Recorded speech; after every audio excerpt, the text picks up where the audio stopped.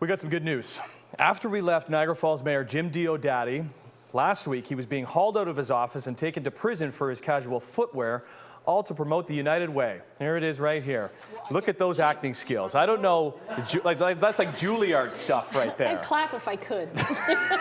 Right? What do you mean I'm being arrested? Well, he got out of prison, all to help out to the United Way in Niagara Falls in Niagara, and he joins us with his weekly update on the city. Good morning, Jim. Top of the morning, Timmy. How are you? So how'd you fare in prison, pal? Well, I didn't think the taser was necessary, but apparently I was resisting arrest, so I'm not sure what happened. But right. You know what? I really appreciate all the support, especially, Tim, I appreciate you getting the funding going to keep me in the clink longer. Yes, right. It seems that one's outpacing the Free Me one about 2-1, so thanks for that. Right. And with any luck, I'll be out by Christmas time. Well, I look forward to seeing your next acting skills. A few things to get to this morning. So we were talking to Hamilton Mayor Fred Eisenberger, I guess yesterday, about childcare and dealing with the feds directly rather than the provincial government. What's your thought on that, or your take on that? Well, I like to follow protocols, and I think the right way is you deal with the provincial government, communicate with them. They're the ones dealing with the federal government. They're trying to get as best a deal as we can get. You know, you get one kick at it, and I say measure twice, cut once. So, I mean, we've waited this long. I'd like to give them a chance to negotiate the best deal for all the municipalities. So I prefer to follow the proper channels. PCR testing requirements. You must be happy about that. Yeah, you know what? It's really great, Tim, for anybody that lives along the border. You know, a lot of us haven't seen family and friends. We've missed really important events for the last 2 years. So now you can go across within 72 hours, starting on the 30th, and you'll be able to go visit your family, your friends. Maybe even you want to go to a couple of those favorite spots that you like to stop off. It's nice. It relieves a bit of the pressure, because so many people have been so sad. And I mean, it's like Hamilton. If you cut off half the city to the residents, it'd be very difficult. And here, the two cities of Niagara Falls on both sides of the border, we see it as one city divided by a border. So we're happy about it. I think it's a good first step of many steps to come. We're doing a good job, and I think there's got to be some reward at the end of all the sacrifices and following the provincial protocols. Because people coming back over to Niagara Falls, Canada, does that affect them too on the 30th? How does that change?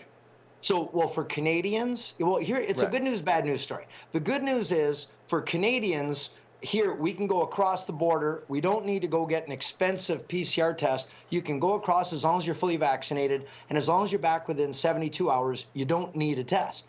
But that's great, because we'll go and spend our money in the U.S., but the downside is fully vaccinated Americans have to have a test to come here. Right. So unfortunately, we know from past that they're not going to come and they're not going to spend their money in Canada. So a few business people have said to me, you're tying our hands behind your back right now. We can spend our money there. They can't spend their money here without a test. So hopefully they're going to gauge the results, see our numbers, and then hopefully have some more measures that we can deal with later on. Okay, we're under 2 minutes. What do you want to do? I know you have a few things that you want to talk about. Well, you know what? A Christmas card contest. Okay. We've got a new Christmas card we're really proud of. The cover artwork was done by a local artist, Monica Belluz, and we had a bunch of kids around town. We had a contest to get their colorful pictures for the holidays in the Christmas card, and we've got great prizes for all the kids that do it. So right now, Tim, there's another contest. We need the principals and the teachers. There's the cover. Monica Belluz, beautiful wintry season. Isn't it beautiful? Yeah. And so what we're asking now, we're asking all the teachers, all the principals, please give your kids a chance to enter their beautiful pictures into the city so they can make it into the Christmas card for next year. So now we're doing it for next year. And the other thing, we're really excited that John Montour and his wife Vera visited us. He's the president of Six Nations Veterans Association. And he gifted me this very cool peace pipe.